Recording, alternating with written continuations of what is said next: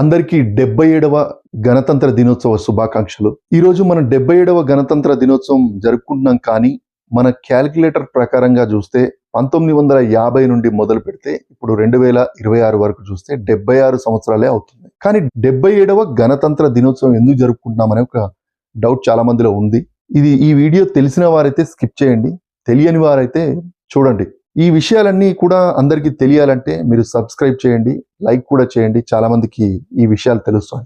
So ఇక topic లోకి వెళ్ళిపోదాం. 1950 నుండి మొదలు పెడితే ఇప్పటి వరకు 76 సంవత్సరాలు అవుతుంది. కానీ మనం 77వ గణతంత్ర దినోత్సవం జరుపుకుంటున్నాం. 1950లో కూడా గణతంత్ర దినోత్సవం జరుపుకున్నాం కాబట్టి 77 అవుతుందని చెప్పేసి మన సోషల్ మీడియాలో కానీ న్యూస్ లో కానీ చాలా మంది చెప్తూ ఉన్నారు.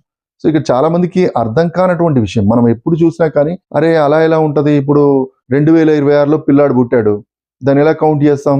2027కు వచ్చేసరికి మళ్ళీ జనవరి వచ్చేసరికి 1 ఇయర్ కింద కౌంట్ చేస్తూ ఉంటాం. ఇక్కడ ఏంటంటే గణతంత్ర దినోత్సవం జరుపుకోవడానికి లేదంటే స్వాతంత్ర దినోత్సవం జరుపుకోవడానికి ఏంటంటే ఎప్పుడైతే 1950లో రాజ్యాంగం అమల్లోకి వచ్చిందో అప్పుడు మనం జెండా ఎగరవేశాం.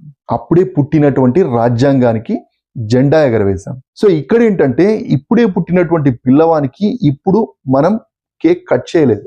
సో 1 ఇయర్ తర్వాత కట్ చేసాం.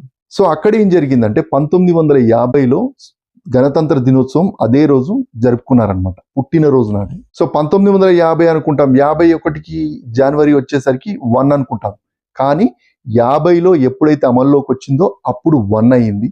51లోకి వచ్చేసరికి 2 అయ్యింది అనమాట. సో అలా పెరుగుకుంటూ వచ్చేసింది అనమాట.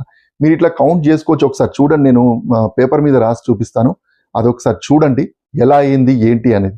1950 పైన వేయండి, 51 నుండి 60, 61 నుండి 70, 71 నుండి 80, 81 నుండి 90, 91 నుండి 2010, 2011 నుండి 2020, 2021 నుండి 26. ఇప్పుడు కౌంటింగ్ చేయండి, మొత్తం చూస్తే 77 వస్తాయి అనమాట. 77 సార్లు మనం జెండా ఎగరవేసాం అనమాట. సో ఈ విధంగా కౌంట్ చేస్తే మీ అందరికీ అర్థమవుతుంది అనమాట. అలాగే మనకు స్వాతంత్రం వచ్చిందని బట్టి చూస్తే కూడా సేమ్ ఇలాగే కౌంట్ చేస్తే వస్తుంది అనమాట. అంటే సేమ్ అండి, మన ఇంట్లో బిడ్డ పుట్టి, మీకు ఇప్పుడు ఇంతకుముందు ఎగ్జాంపుల్ గా చెప్పాను, ఇప్పుడు ఈ రోజు పుట్టాడు కాబట్టి ఈ రోజు ఒక కేక్ కట్ చేశాను. నెక్స్ట్ ఇయర్ అంటే 1 ఇయర్ అవుతుంది కాబట్టి అప్పుడు కేక్ కట్ చేస్తాం, అప్పుడు 2 కేకులు కట్ చేసినట్టుగా అవుతుందిగా. కాబట్టి సేమ్ అనమాట. మన ఏజ్ క్యాలిక్యులేట్ చేసుకుంటే ఏమవుతుందంటే 2026 టు 2027 చూస్తే 1 ఇయర్ కౌంట్ చేస్తాం.